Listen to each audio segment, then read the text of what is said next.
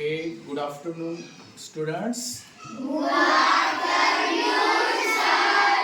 Okay, since 4 or 3 days we are learning parts of speech.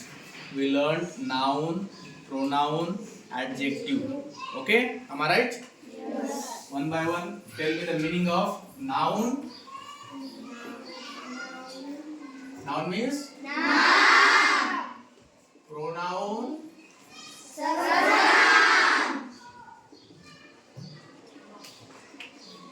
Adjective.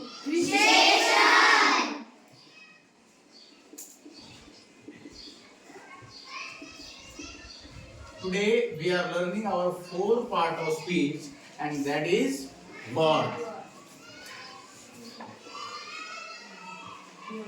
Who will tell me the meaning of verb? What is the verb? Yes, you? Very good. Verb means?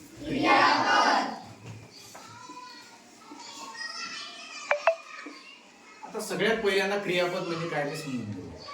बघा, क्रियापद म्हणजे असा शब्द असतो की तो त्या वाक्यामधील क्रिया दर्शवत असतो, त्याचबरोबर त्या वाक्यामधील स्थिती सुद्धा दर्शवत असतो. जसं मी एक तुम्हाला उदाहरण सांगतो.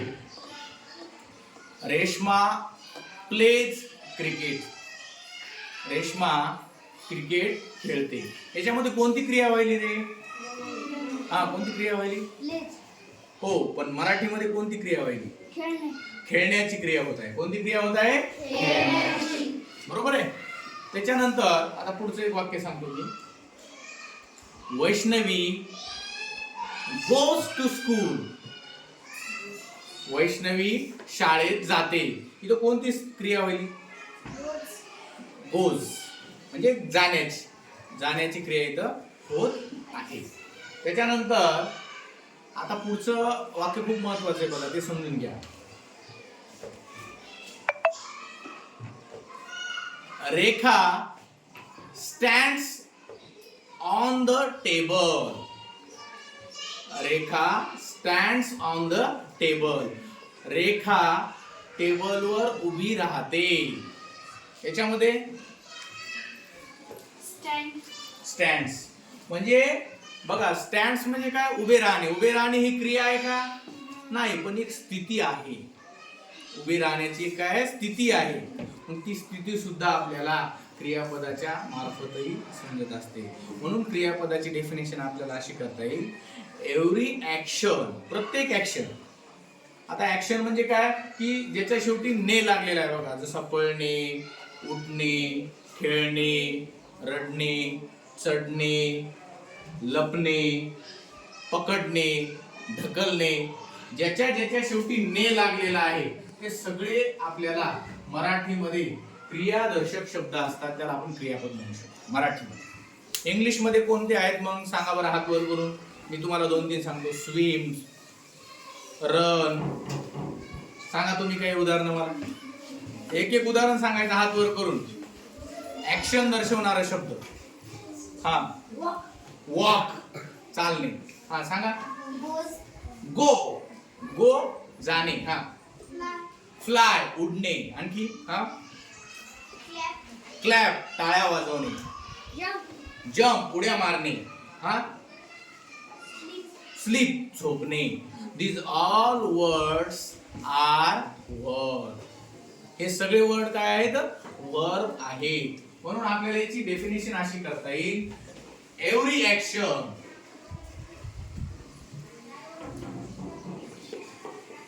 और आणखी मी एक गोष्ट सांगितली बघा, म्हणजे क्रिया दर्शवणारा आणि दुसरी काय दर्शवणारा? स्थिती दर्शवणारा. म्हणजे स्थितीसाठी शब्द काय? स्टेट.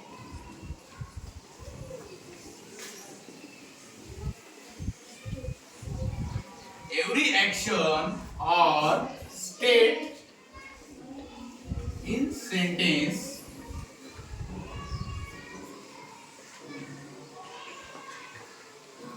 is called verb.